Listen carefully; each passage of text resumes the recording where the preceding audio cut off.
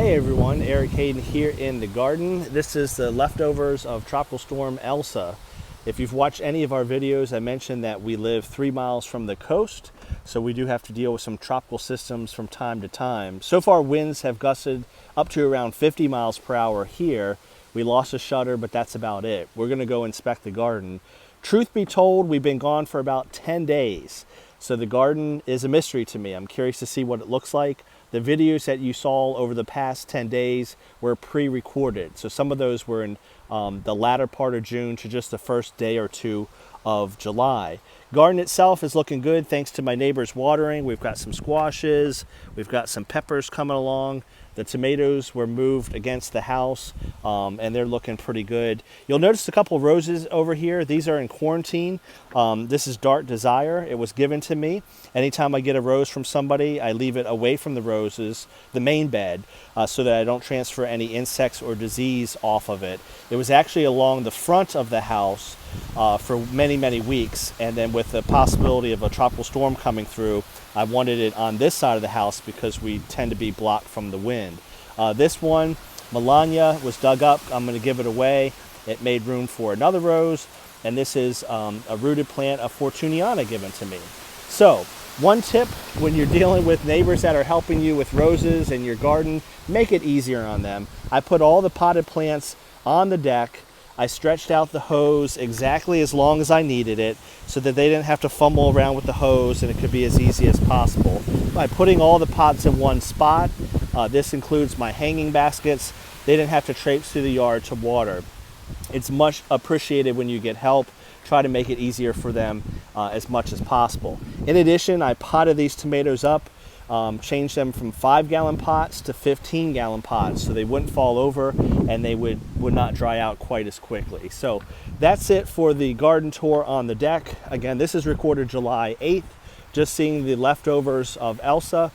Here on the coast, we didn't get a lot of rain, but boy, we certainly drove through some heavy rain up toward the Raleigh-Durham area and then to south of Richmond through Greenville, North Carolina. As far as the garden goes, it looks to be in decent shape. This is what usually happens. Not much I can do about this. This looks like a pretty tall cane on, it looks like it's Veterans Honor. So with 50-mile-per-hour winds, this is what you're going to get. You're going to get some broken off canes.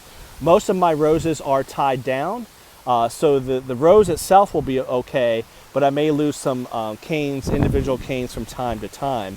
Now, through the years, we've had Hurricane Florence. We had winds of up to 100 miles per hour. Some of these roses fell over.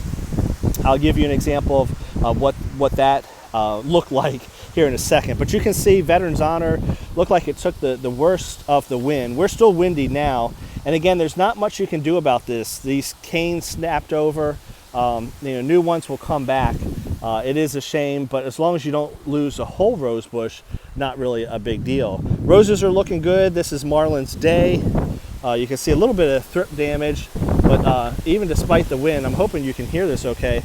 They're looking pretty good. I was a little worried about the black spot in the yard because when I left, I spray every week. But I did 2 of them right before I left. And I see, when I mean 2, it was about 4 or 5 days apart, but I did 2 rounds of spray. I see some black spot, but not too much. This is our second flush of blooms. I'll try to do a tour here in the coming days when we're not as windy. This is Louise Estes, really, really nice plant. This one here has gone crazy. This is Signature, a quite nice plant on that. So just a close inspection on the garden. You can see that things are certainly blowing around in these winds, but things have made it. This is our Zinnia and Cosmo garden. I'm just doing a little inspection. So far, so good. Looks like this Alina, which has fallen over before, has fallen a little bit. I'll wrap this up unless I see anything else with what happened in Florence. In Florence, this garden wasn't fully established, but this entire fence blew over. At the time, I didn't have this garden at all. I just had these. And it knocked over Alina and Mr. Lincoln completely to the ground.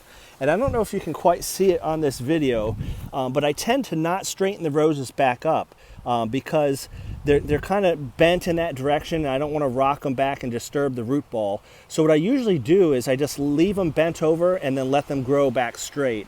And what I mean by that, I don't know if you can tell, but the bud union of this of it's grafted on Fortuniana. Look, that's the main cane that used to be vertical. It's completely, you know, parallel to the ground because it blew over.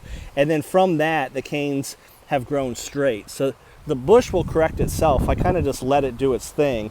I did lose a couple, maybe 2 or 3 in Florence, and I just, you know, some of them blew over about the same, but some made it and some didn't. So I don't know if it was some type of main root, like a tap root, that got disturbed or what, but some didn't make it. And like I said, this fence completely took out Mr. Lincoln and Alina. They were flattened to the ground. I just lifted them up a little bit, but just kind of let them grow as is. And then the canes, they didn't straighten out, but you can see that the future ones did grow toward the sunshine. So that is about it. I don't see anything else interesting to show you in the garden. I'll cross my fingers that things are still going to look good here by the end of the evening. This one really rocking around. I got to get this staked. Is a Gemini. That's one of the new ones I planted in the previous video that I showed you. Again, it was shot about 10 days ago. But you can see that, yeah, here's one on Calera lease. Again, so some lost canes in the garden, but the main roses themselves look like they're okay. So we'll cross our fingers we get through the next couple hours and everything is good with that. As far as the climbing roses, those are pretty secure to the trellis. So they definitely are doing okay. And it looks like the blueberries are finally done producing berries, and the canna lilies, despite not being staked and being whipped around in the wind, they're doing okay as well. So about 50-mile-per-hour winds here with Elsa. Certainly not the 100-mile-per-hour winds we had with Florence back in 2018. So I've got a lot to do in the garden over the next week.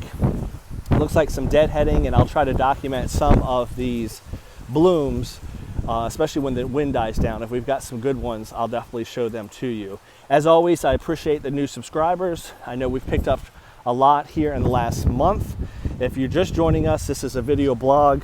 Whatever's going on in the garden, I will show you, from black spot to bugs to drip irrigation and nice blooms. And I'll leave you with this one. This is Louise Estes. Take care, everyone.